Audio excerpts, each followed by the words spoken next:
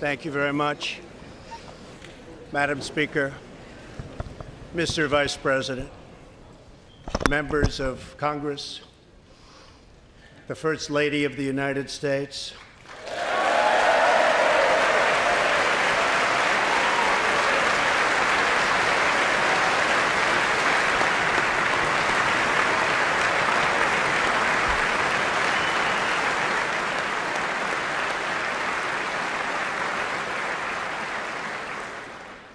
and my fellow Americans. We meet tonight at a moment of unlimited potential. As we begin a new Congress, I stand here ready to work with you to achieve historic breakthroughs for all Americans. Millions of our fellow citizens are watching us now gathered in this great chamber, hoping that we will govern not as two parties, but as one nation.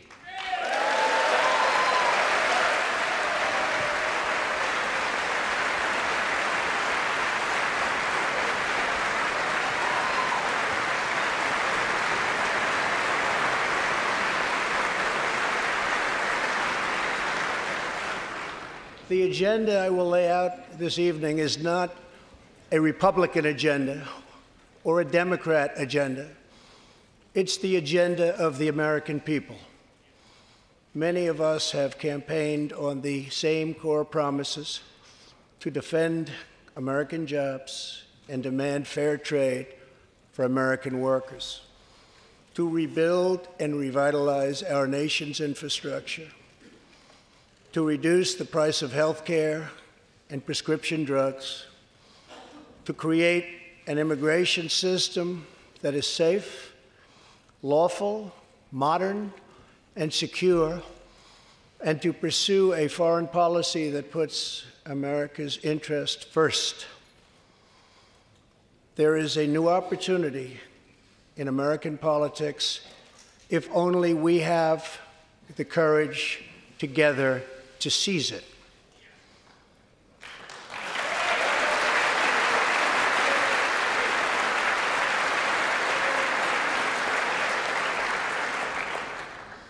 Victory is not winning for our party. Victory is winning for our country.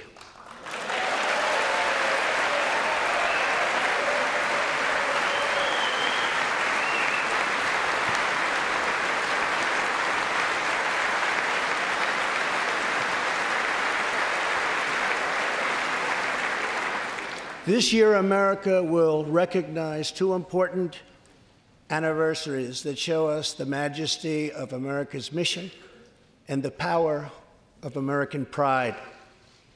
In June, we mark 75 years since the start of what General Dwight D. Eisenhower called the Great Crusade, the Allied liberation of Europe in World War II.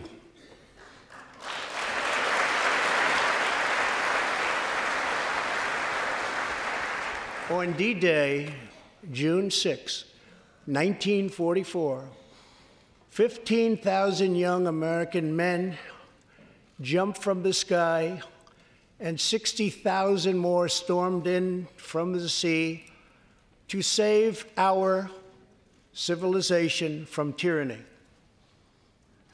Here with us tonight are three of those incredible heroes: Private First Class Joseph Riley, Staff Sergeant Irving Locker, and Sergeant Herman Zaitchik. Please.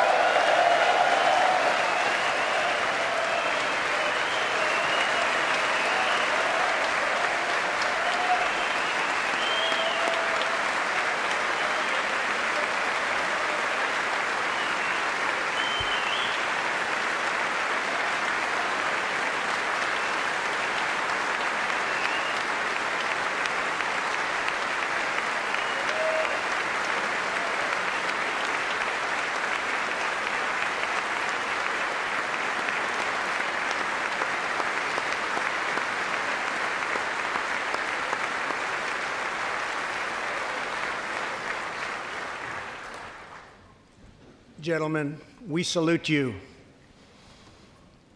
In 2019, we also celebrate 50 years since brave young pilots flew 250,000 miles through space to plant the American flag on the face of the moon. Half a century later, we are joined by one of the Apollo 11 astronauts who planted that flag, Buzz Aldrin.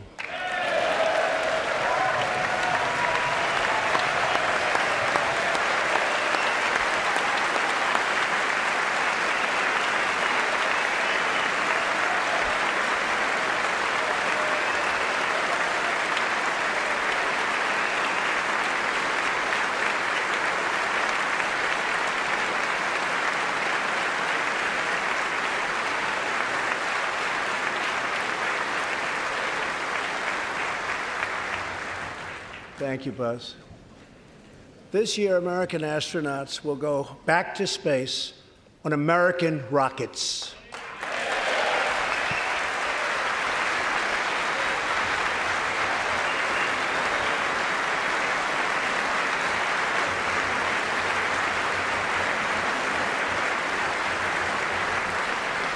In the 20th century, America saved freedom, transformed science, redefined the middle class, and when you get down to it, there's nothing anywhere in the world that can compete with America.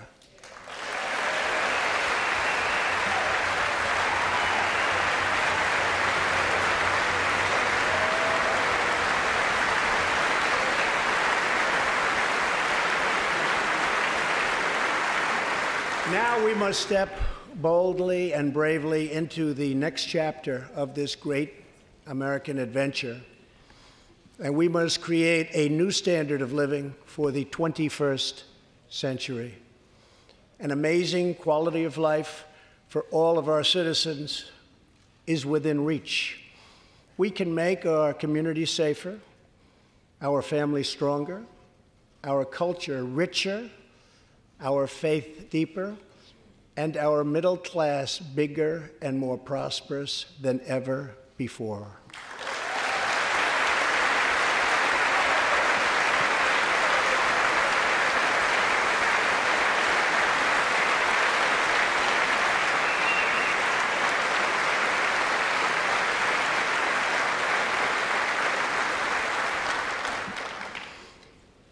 But we must reject the politics of revenge, resistance, and retribution, and embrace the boundless potential of cooperation, compromise, and the common good.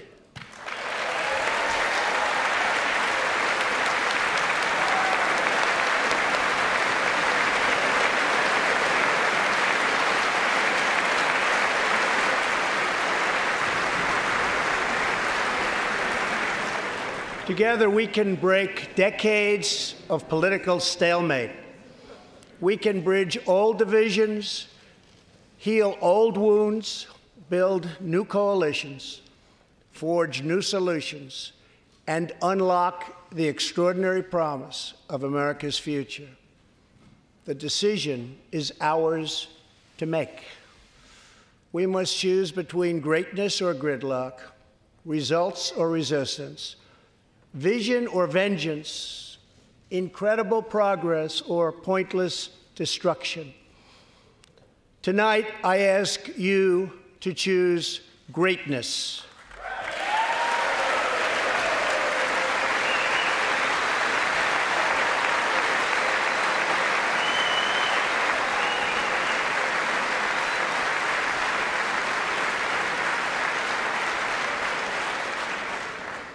Over the last 2 years, my administration has moved with urgency and historic speed to confront problems neglected by leaders of both parties over many decades. In just over 2 years since the election, we have launched an unprecedented economic boom, a boom that has rarely been seen before. There's been nothing like it. We have created 5.3 million new jobs, and importantly added 600,000 new manufacturing jobs, something which almost everyone said was impossible to do. But the fact is, we are just getting started.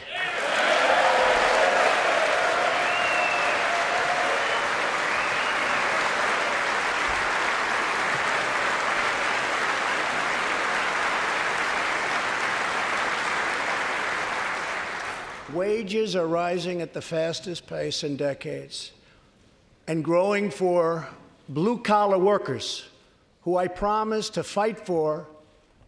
They're growing faster than anyone else thought possible. Nearly 5 million Americans have been lifted off food stamps.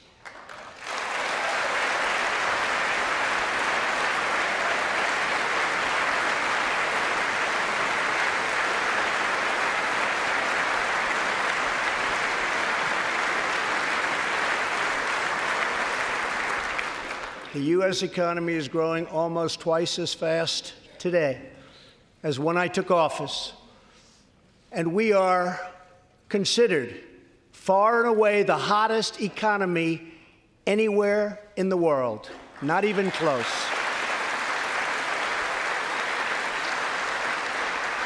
Unemployment has reached the lowest rate in over half a century.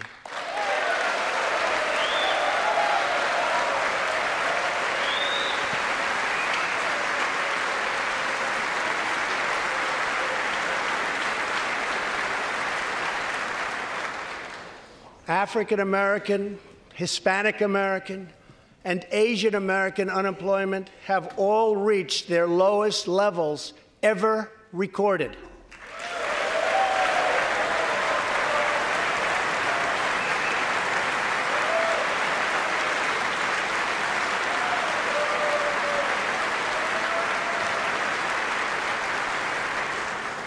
Unemployment for Americans with disabilities has also reached an all-time low.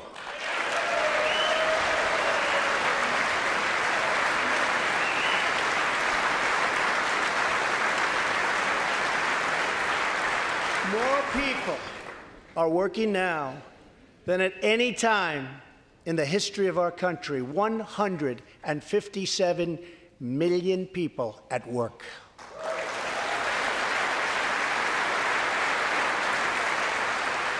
We passed a massive tax cut for working families and doubled the child tax credit.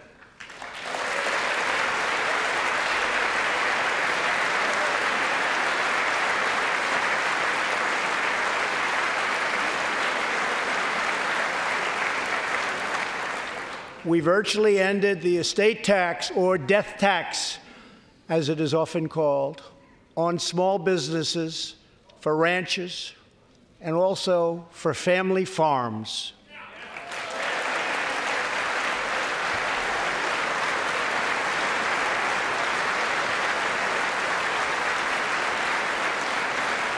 We eliminated the very unpopular Obamacare individual mandate penalty.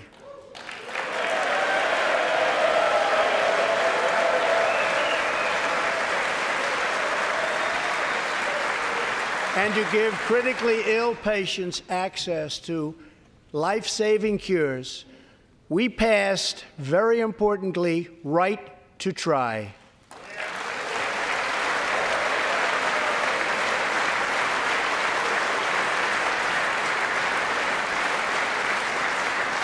My administration has cut more regulations in a short period of time than any other administration during its entire tenure.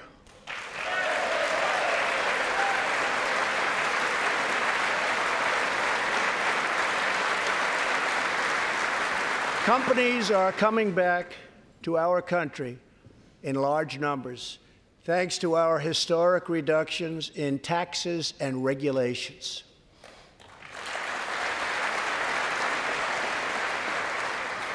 And we have unleashed a revolution in American energy. The United States is now the #1 producer of oil and natural gas anywhere in the world.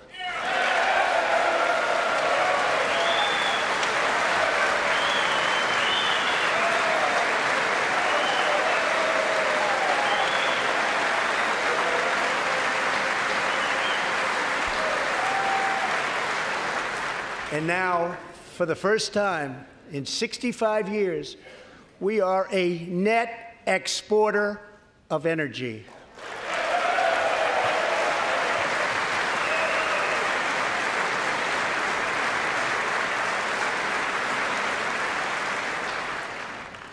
After 24 months of rapid progress, our economy is the envy of the world. Our military is the most powerful on earth by far. And America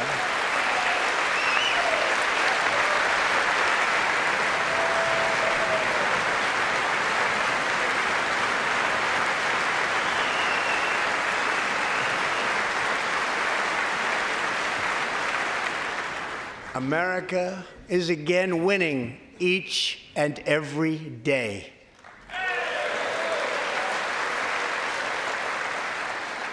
Members of Congress, the state of our union is strong.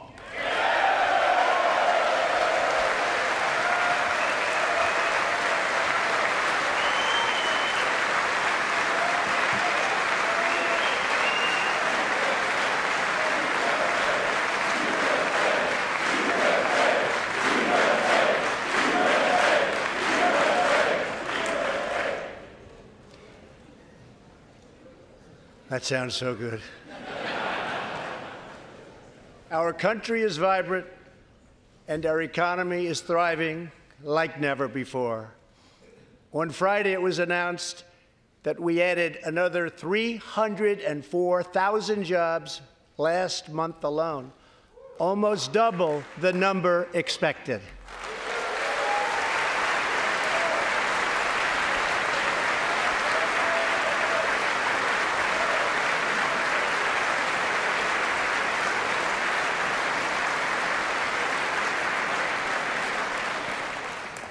An economic miracle is taking place in the United States, and the only thing that can stop it are foolish wars, politics, or ridiculous partisan investigations.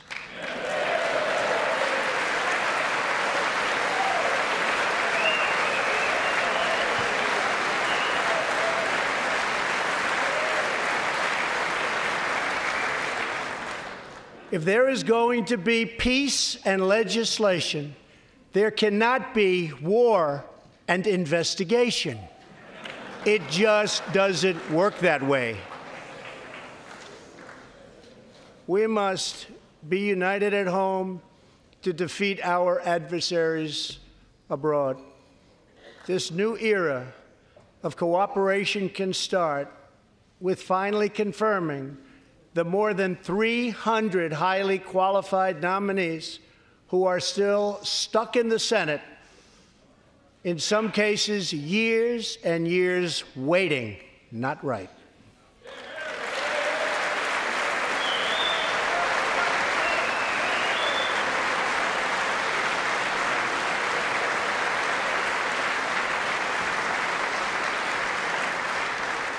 The Senate has failed to act on these nominations, which is unfair to the nominees and very unfair to our country.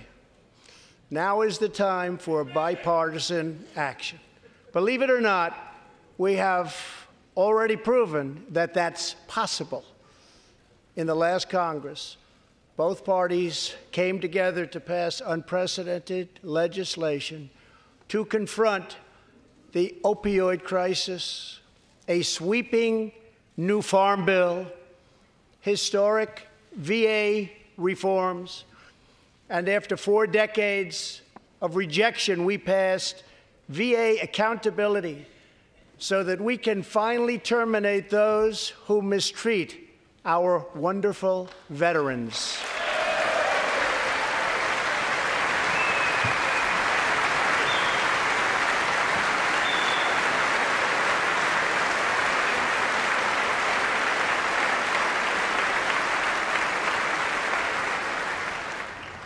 And just weeks ago, both parties united for groundbreaking criminal justice reform. They said it couldn't be done.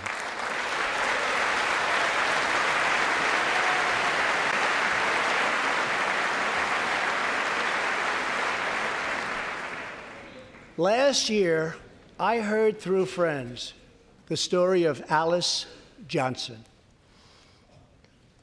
I was deeply moved. In 1997, Alice was sentenced to life in prison as a first-time nonviolent drug offender. Over the next 22 years, she became a prison minister, inspiring others to choose a better path. She had a big impact on that prison population and far beyond.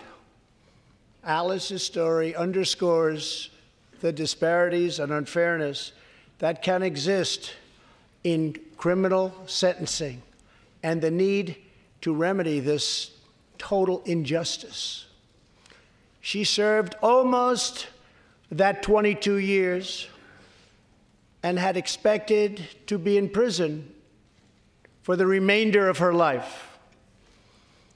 In June, I commuted Alice's sentence. When I saw Alice's beautiful family greet her at the prison gates, hugging and kissing and crying and laughing, I knew I did something right. Alice is with us tonight, and she is a terrific woman. Terrific. Alice, please.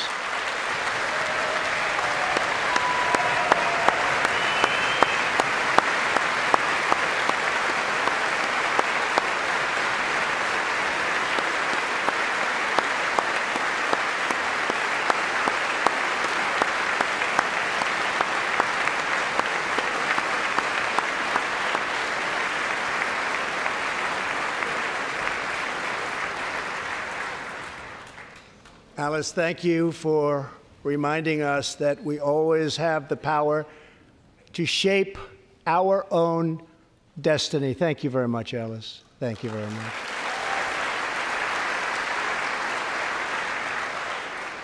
Inspired by stories like Alice's, my administration worked closely with members of both parties to sign the First Step Act into law. Big deal. It's a big deal.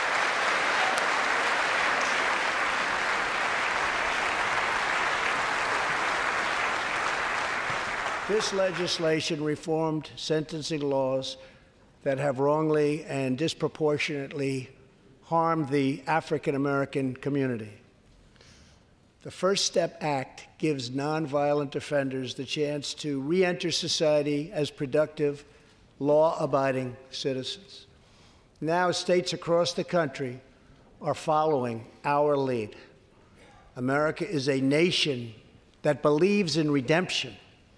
We are also joined tonight by Matthew Charles from Tennessee.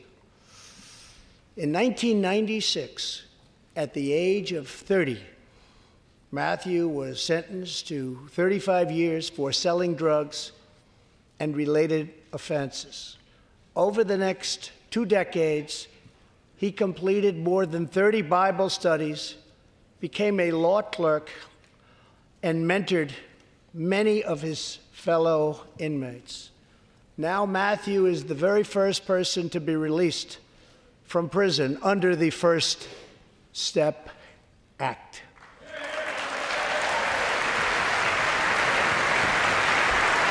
Matthew, please.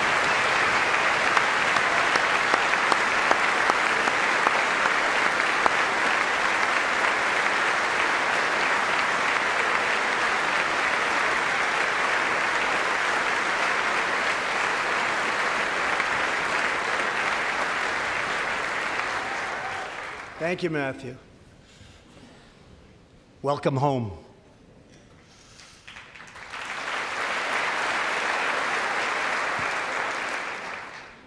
Now, Republicans and Democrats must join forces again to confront an urgent national crisis.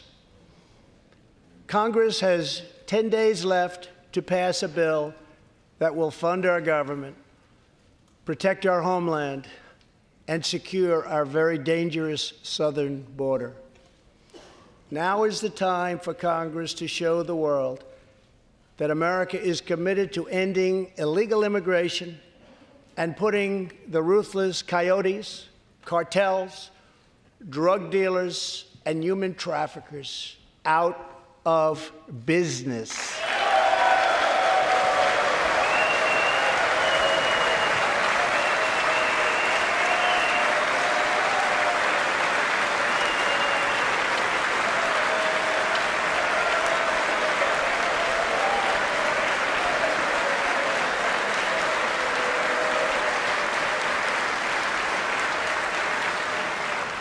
As we speak, large, organized caravans are on the march to the United States.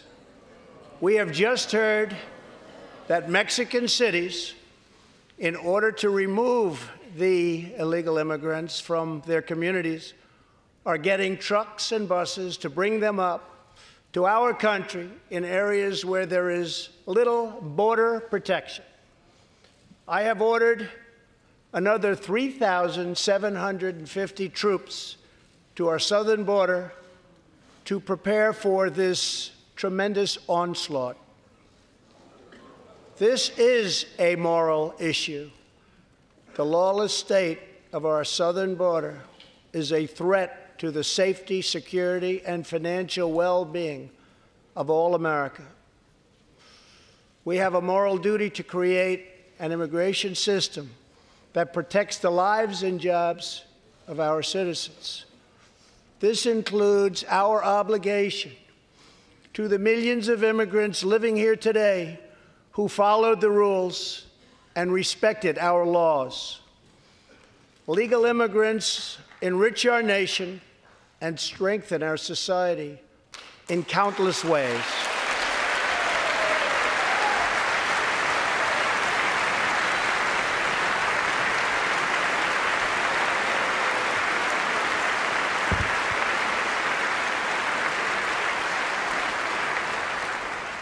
I want people to come into our country in the largest numbers ever, but they have to come in legally.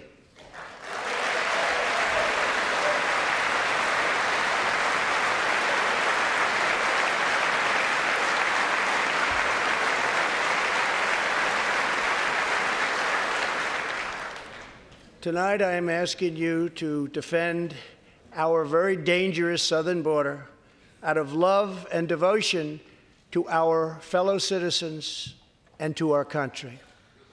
No issue better illustrates the divide between America's working class and America's political class than illegal immigration. Wealthy politicians and donors push for open borders while living their lives behind walls and gates and guards.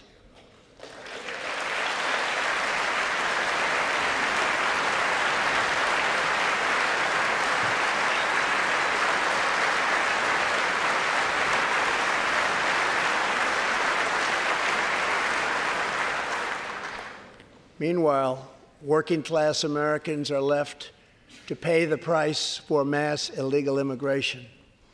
Reduced jobs, lower wages, overburdened schools, hospitals that are so crowded you can't get in, increased crime, and a depleted social safety net. Tolerance for illegal immigration is not compassionate. It is actually very cruel.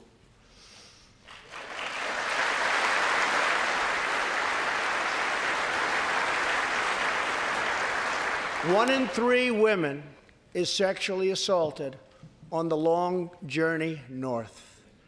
Smugglers use migrant children as human pawns to exploit our laws and gain access to our country.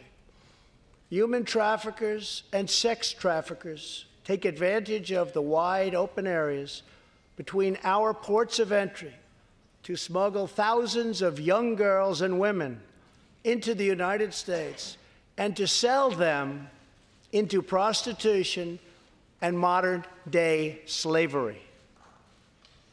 Tens of thousands of innocent Americans are killed by lethal drugs that cross our border and flood into our cities, including meth, heroin, cocaine, and fentanyl.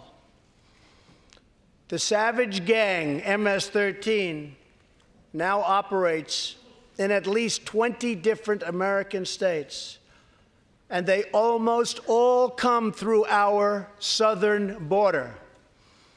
Just yesterday, an MS-13 gang member was taken into custody for a fatal shooting on a subway platform in New York City. We are removing these gang members by the thousands, but until we secure our border, they're going to keep streaming right back in. Year after year, countless Americans are murdered by criminal, illegal aliens. I've gotten to know many wonderful angel moms and dads and families. No one should ever have to suffer the horrible heartache that they have had to endure. Here tonight is Deborah Bissell. Just 3 weeks ago, Deborah's parents, Gerald and Sharon, were burglarized and shot to death in their Reno, Nevada home by an illegal alien. They were in their 80s and are survived by 4 children, 11 grandchildren, and 20 great-grandchildren. Also here tonight are Gerald and Sharon's granddaughter, Heather, and great-granddaughter, Madison. To Deborah, Heather, Madison, please stand. Few can understand your pain. Thank you, and thank you for being here. Thank you very much.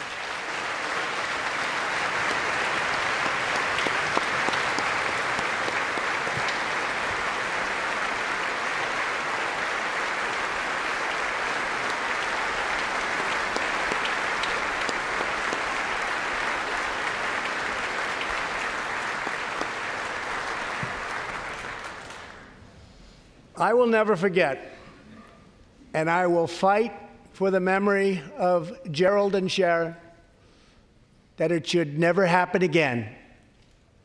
Not one more American life should be lost because our nation failed to control its very dangerous border. In the last 2 years, our brave ICE officers made 266,000 arrests of criminal aliens, including those charged or convicted of nearly 100,000 assaults, 30,000 sex crimes, and 4,000 killings or murders. We are joined tonight by one of those law enforcement heroes, ICE Special Agent Elvin Hernandez. When Elvin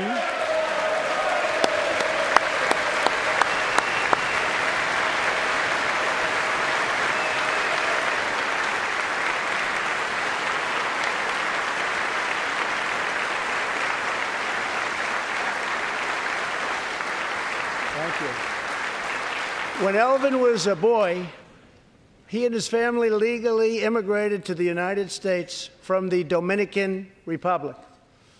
At the age of 8, Elvin told his dad he wanted to become a special agent. Today, he leads investigations into the scourge of international sex trafficking. Elvin says that if I can make sure these young girls get their justice, I've really done my job.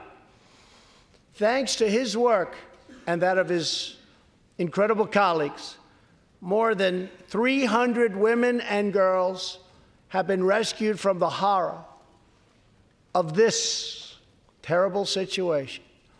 And more than 1,500 sadistic traffickers have been put behind bars.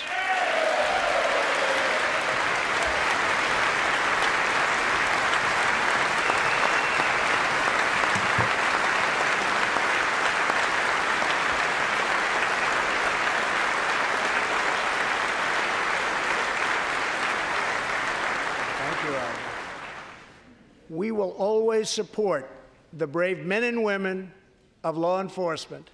And I pledge to you tonight that I will never abolish our heroes from ICE. Thank you.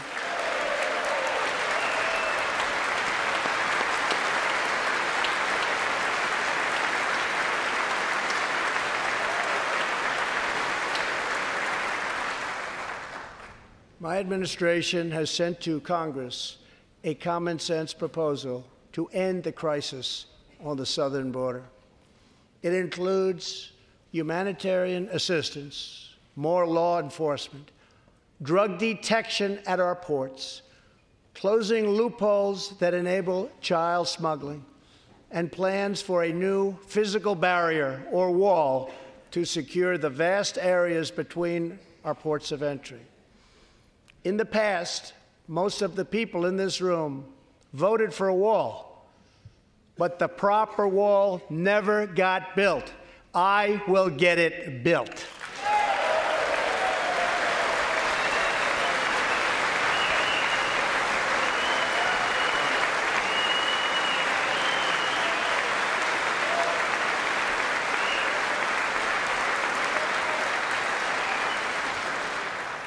This is a smart, strategic, see-through steel barrier, not just a simple concrete wall. It will be deployed in the areas identified by the border agents as having the greatest need, and these agents will tell you where walls go up, illegal crossings go way, way down.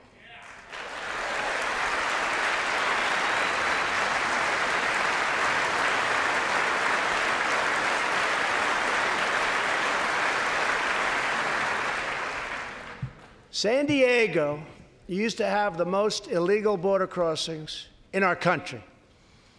In response, a strong security wall was put in place.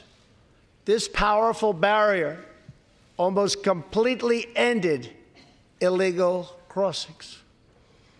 The border city of El Paso, Texas, used to have extremely high rates of violent crime, one of the highest in the entire country, and considered one of our nation's most dangerous cities. Now, immediately upon its building, with a powerful barrier in place, El Paso is one of the safest cities in our country. Simply put, walls work and walls save lives.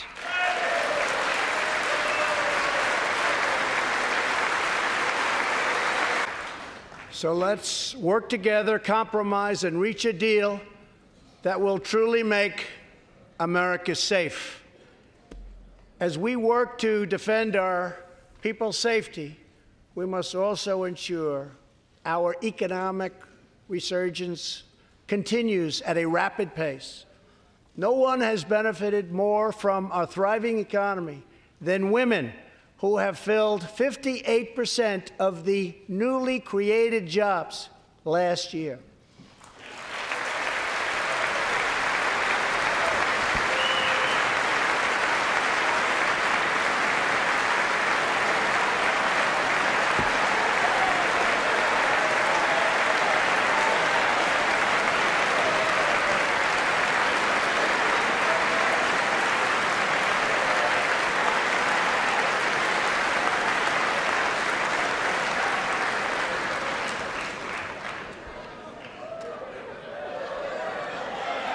You weren't supposed to do that. Thank you very much. Thank you very much. All Americans can be proud that we have more women in the workforce than ever before.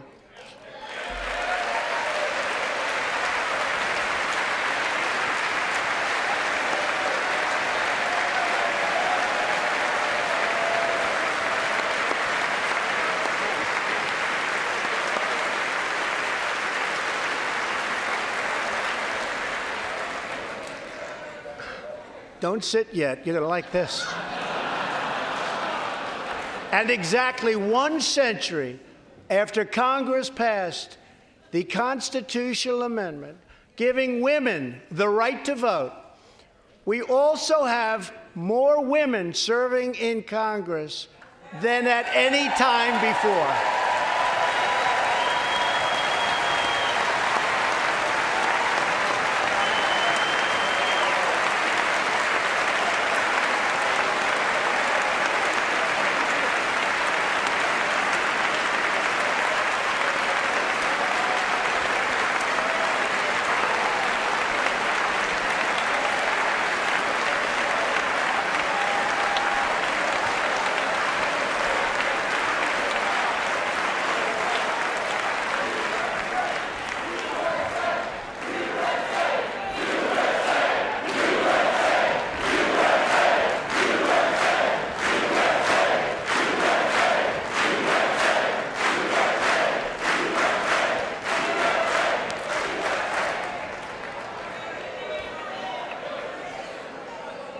That's great. Very great. And congratulations. That's great. As part of our commitment to improving opportunity for women everywhere, this Thursday, we are launching the first ever government-wide initiative focused on economic empowerment for women in developing countries. To build on, thank you. To build on our incredible economic success, one priority is paramount: reversing decades of calamitous trade policies. So bad. We are now making it clear to China that after years of targeting our industries and stealing our intellectual property, the theft of American jobs and wealth has come to an end.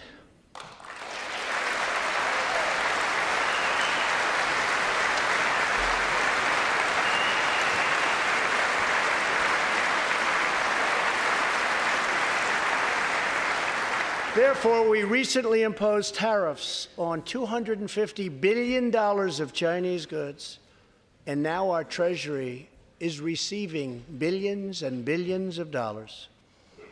But I don't blame China for taking advantage of us. I blame our leaders and representatives for allowing this travesty to happen.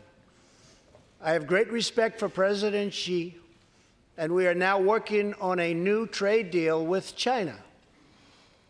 But it must include real structural change to end unfair trade practices, reduce our chronic trade deficit, and protect American jobs.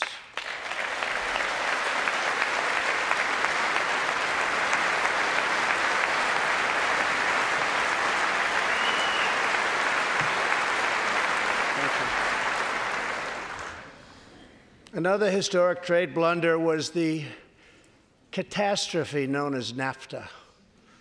I have met the men and women of Michigan, Ohio, Pennsylvania, Indiana, New Hampshire, and many other states whose dreams were shattered by the signing of NAFTA. For years, politicians promised them they would renegotiate for a better deal. But no one ever tried until now. Our new U.S.-Mexico-Canada agreement, the USMCA, will replace NAFTA and deliver for American workers like they haven't had delivered to for a long time. I hope you can pass the USMCA into law so that we can bring back our manufacturing jobs in even greater numbers, expand American agriculture, protect intellectual property, and ensure that more cars are proudly stamped with our 4 beautiful words, made in the USA.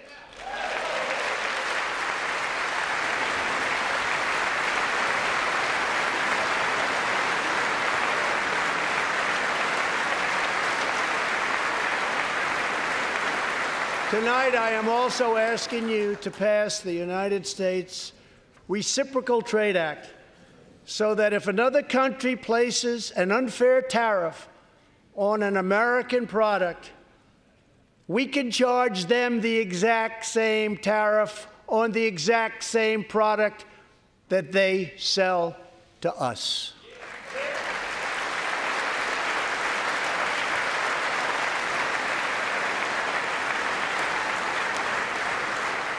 Both parties should be able to unite for a great rebuilding of America's crumbling infrastructure.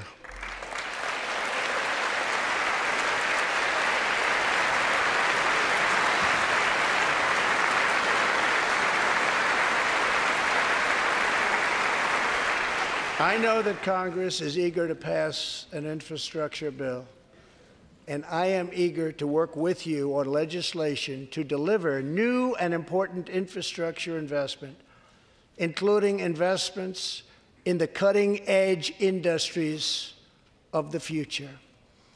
This is not an option. This is a necessity. The next major priority for me and for all of us should be to lower the cost of health care and prescription drugs and to protect patients with pre-existing conditions.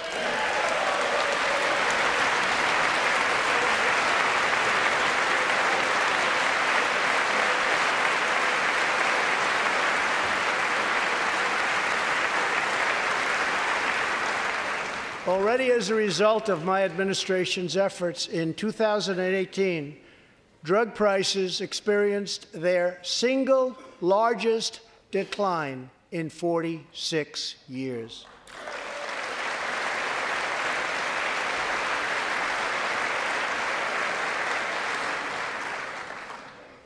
But we must do more.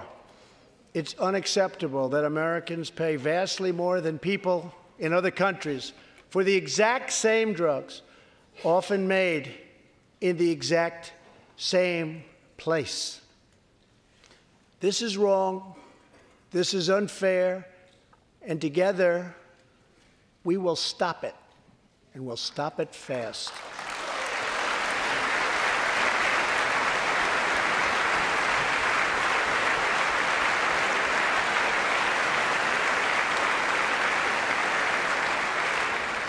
I am asking Congress to pass legislation that finally takes on the problem of global freeloading and delivers fairness and price transparency for American patients, finally.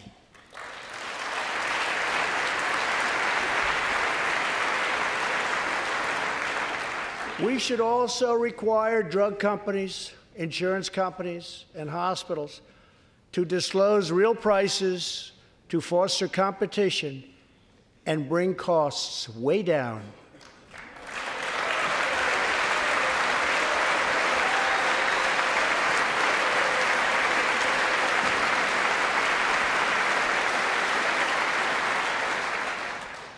No force in history has done more to advance the human condition than American freedom.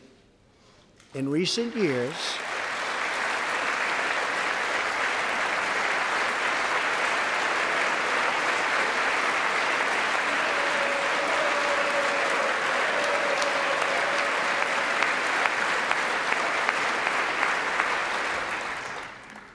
years, we have made remarkable progress in the fight against HIV and AIDS. Scientific breakthroughs have brought a once distant dream within reach. My budget will ask Democrats and Republicans to make the needed commitment to eliminate the HIV epidemic in the United States within 10 years. We have made incredible strides, incredible.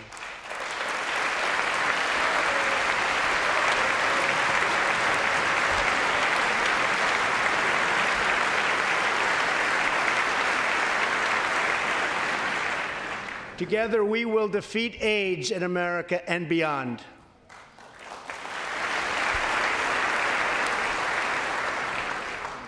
Tonight, I am also asking you to join me in another fight that all Americans can get behind, the fight against childhood cancer.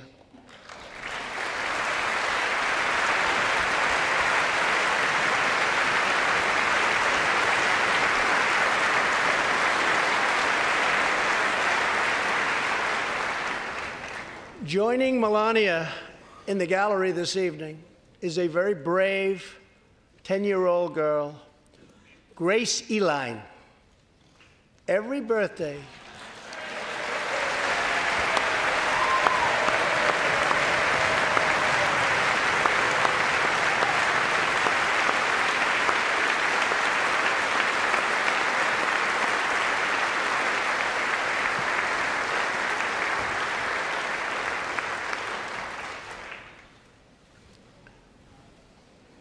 hi, Grace. Every birthday since she was 4, Grace asked her friends to donate to St. Jude's Children's Hospital. She did not know that one day she might be a patient herself. That's what happened. Last year, Grace was diagnosed with brain cancer. Immediately, she began radiation treatment. At the same time, she rallied her community and raised more than $40,000 for the fight against cancer.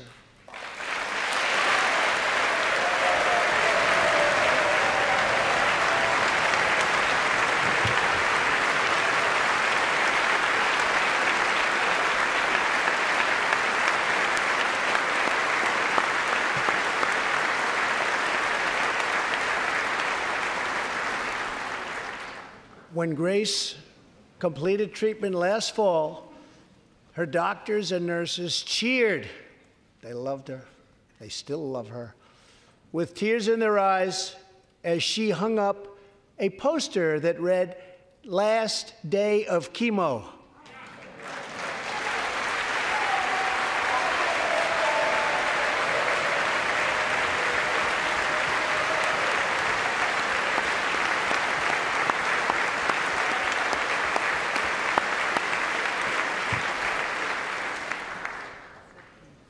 Thank you very much, Grace. You are a great inspiration to everyone in this room. Thank you very much. Many childhood cancers have not seen new therapies in decades. My budget will ask Congress for $500 million over the next 10 years to fund this critical life-saving research. To help support working parents, the time has come to pass school choice for Americans' children.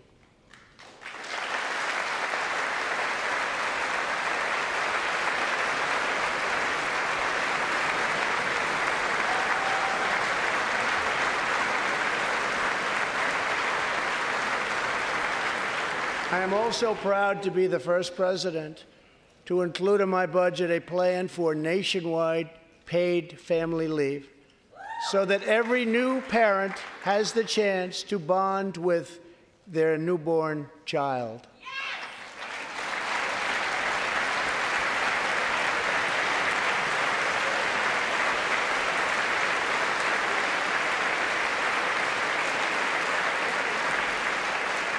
There could be no greater contrast to the beautiful image of a mother holding her infant child than the chilling displays our nation saw in recent days.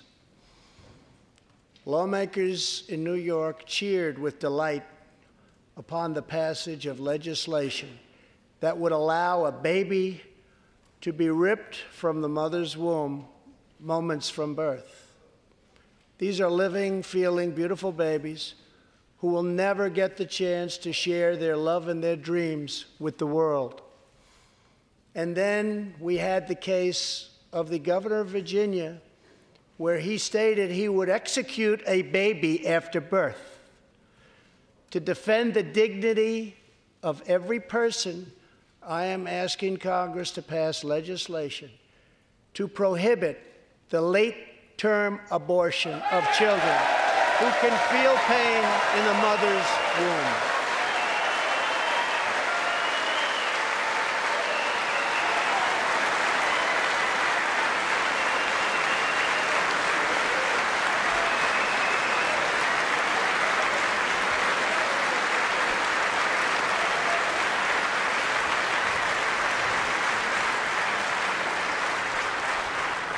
Let us work together to build a culture that cherishes innocent life.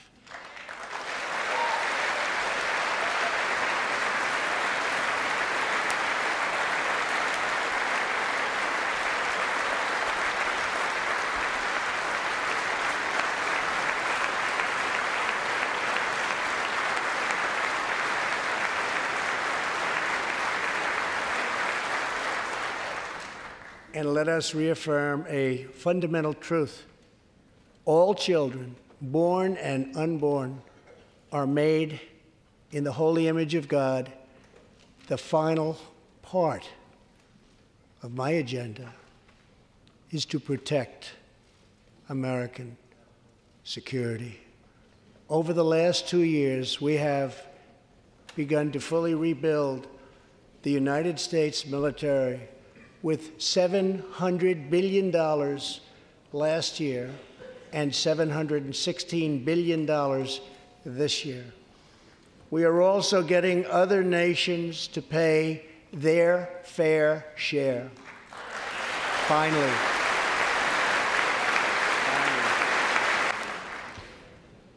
For years, the United States was being treated very unfairly by friends of ours, members of NATO. But now we have secured, over the last couple of years, more than $100 billion of increase in defense spending from our NATO allies. They said it couldn't be done.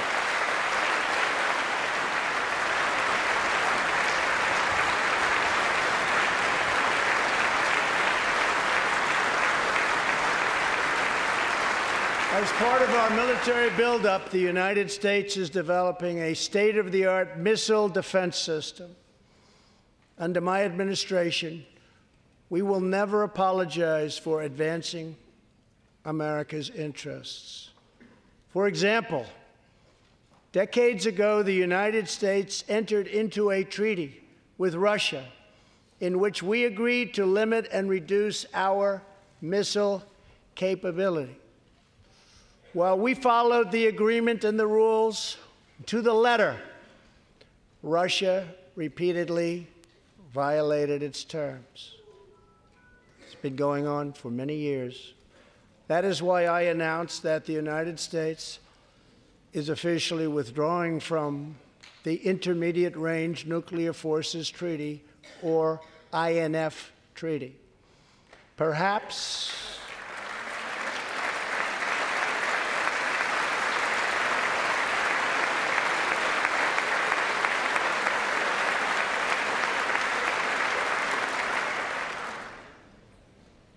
we really have no choice. Perhaps we can negotiate a different agreement, adding China and others. Or perhaps we can't, in which case we will outspend and out-innovate all others by far.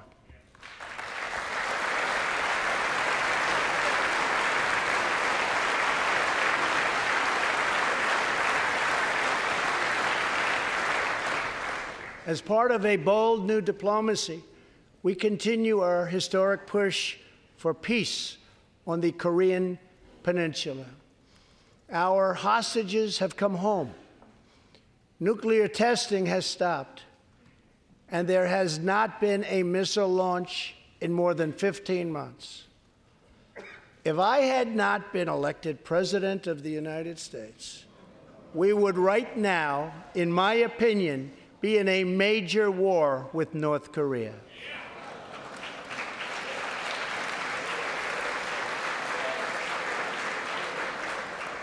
Much work remains to be done, but my relationship with Kim Jong-un is a good one. Chairman Kim and I will meet again on February 27th and 28th in Vietnam.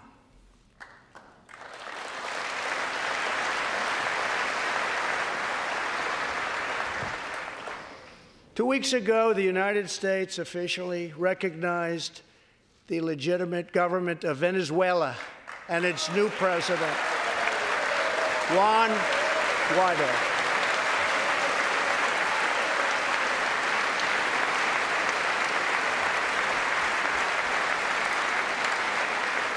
We stand with the Venezuelan people in their noble quest for freedom, and we condemn the brutality of the Maduro regime, whose socialist policies have turned that nation from being the wealthiest in South America into a state of abject poverty and despair.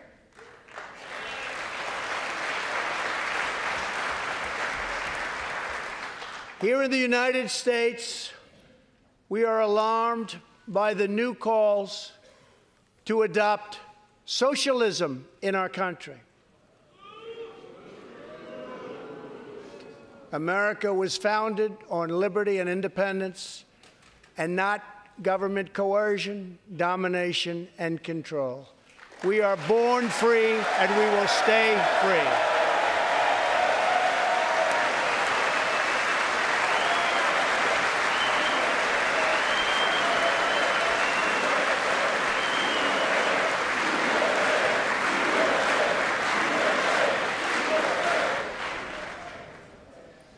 Tonight, we renew our resolve that America will never be a socialist country.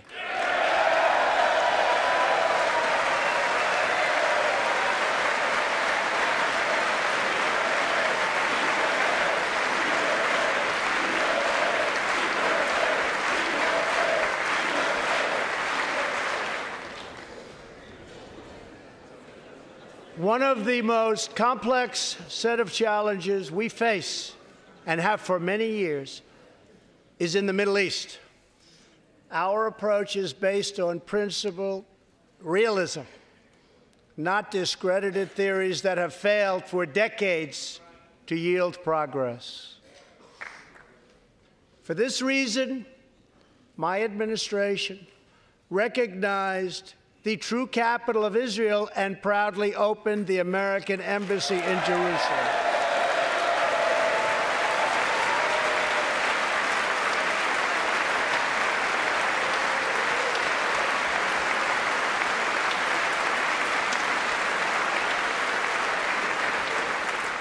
Our brave troops have now been fighting in the Middle East for almost 19 years. In Afghanistan and Iraq, nearly 7,000 American heroes have given their lives. More than 52,000 Americans have been badly wounded. We have spent more than $7 trillion in fighting wars in the Middle East. As a candidate for president, I loudly pledged a new approach. Great nations do not fight endless wars.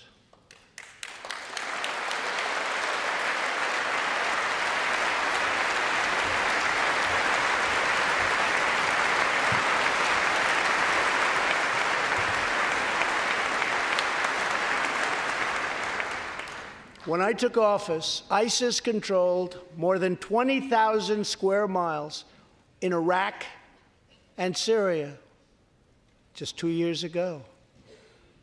Today, we have liberated virtually all of the territory from the grip of these bloodthirsty monsters. Now, as we work with our allies to destroy the remnants of ISIS, it is time to give our brave warriors in Syria a warm welcome home.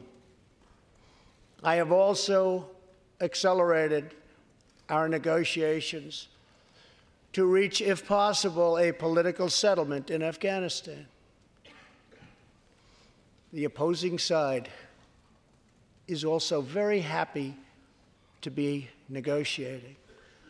Our troops have fought with unmatched valor, and thanks to their bravery, we are now able to pursue a possible political solution to this long and bloody conflict.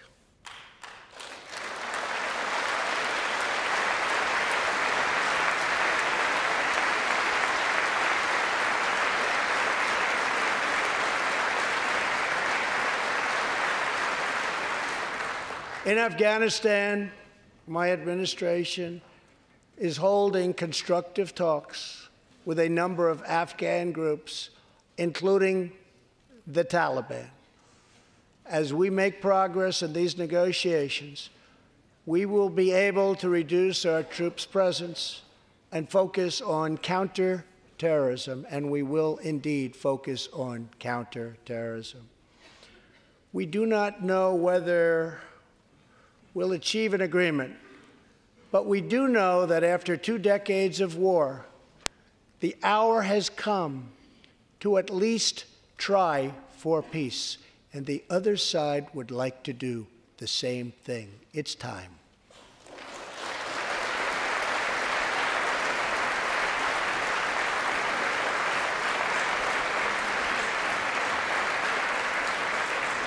Above all, friend and foe alike must never doubt this nation's power and will to defend our people.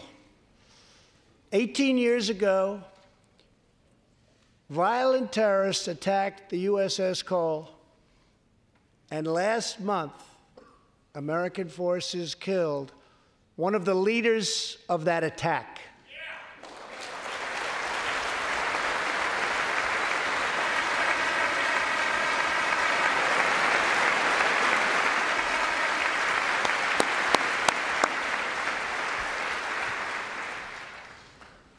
We are honored to be joined tonight by Tom Wibberley, whose son, Navy seaman Craig Wibberley, was one of the 17 sailors we tragically lost.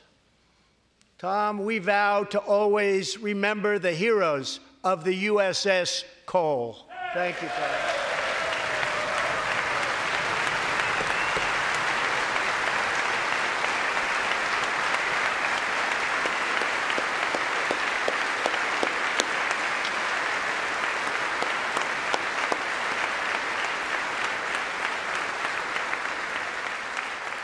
My administration has acted decisively to confront the world's leading state sponsor of terror, the radical regime in Iran. It is a radical regime. They do bad, bad things. To ensure this corrupt dictatorship never acquires nuclear weapons, I withdrew the United States from the disastrous Iran nuclear deal.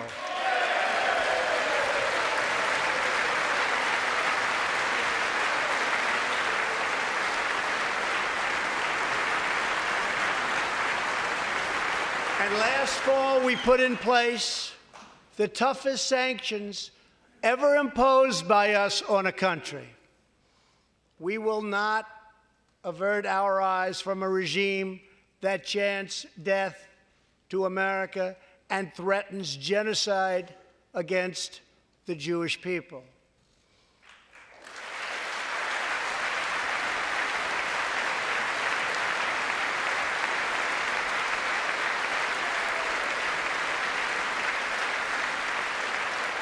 We must never ignore the vile poison of anti-Semitism or those who spread its venomous creed.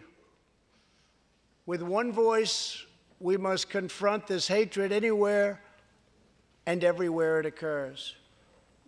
Just months ago, 11 Jewish Americans were viciously murdered in an anti-Semitic attack on the Tree of Life Synagogue in Pittsburgh.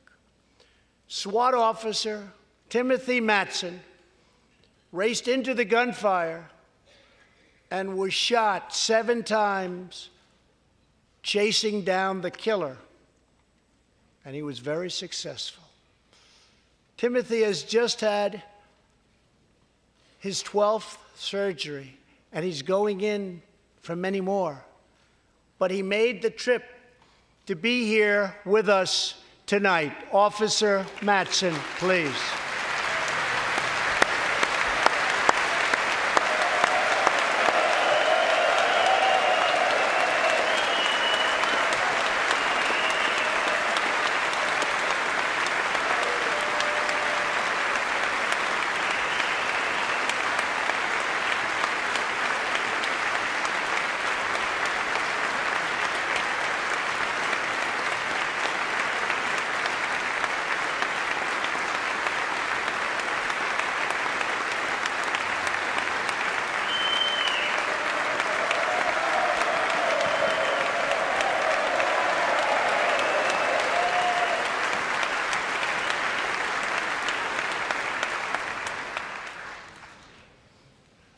Thank you. We are forever grateful. Thank you very much.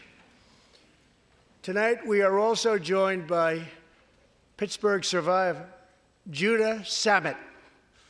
He arrived at the synagogue as the massacre began. But not only did Judah narrowly escape death last fall, more than 7 decades ago, he narrowly survived the Nazi concentration camps. Today is Judah's 81st birthday.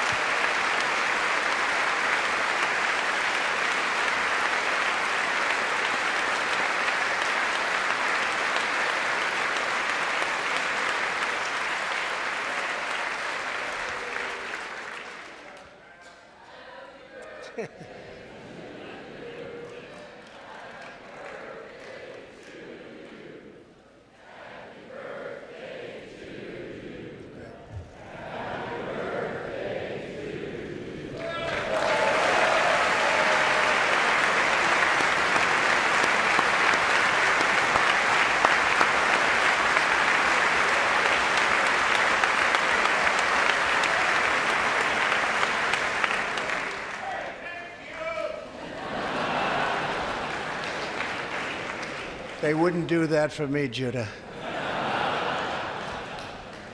Judah says he can still remember the exact moment nearly 75 years ago, after 10 months in a concentration camp, when he and his family were put on a train and told they were going to another camp. Suddenly, the train screeched to a very strong halt. A soldier appeared. Judah's family braced for the absolute worst. Then his father cried out with joy, "It's the Americans! It's the Americans!"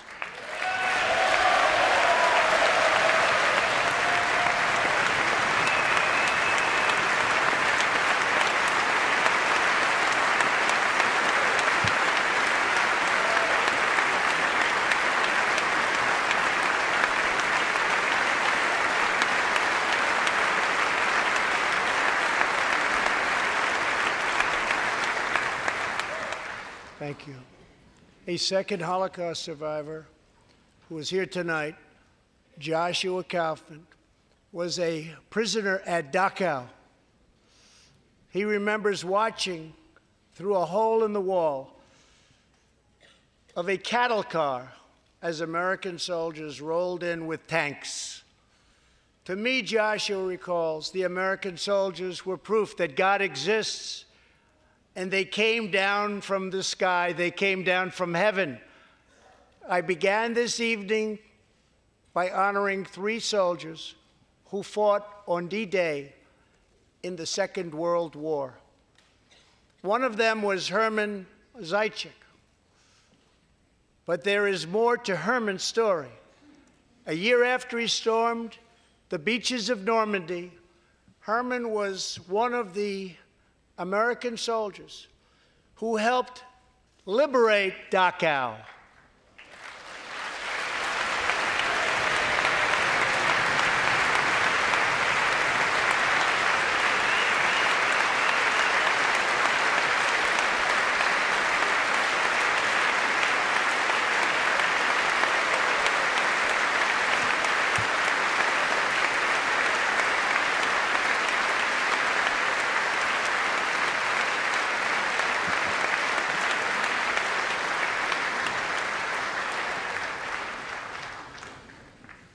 He was one of the Americans who helped rescue Joshua from that hell on earth. Almost 75 years later, Herman and Joshua are both together in the gallery tonight, seated side by side, here in the home of American freedom. Herman and Joshua, your presence this evening is very much appreciated. Thank you very much.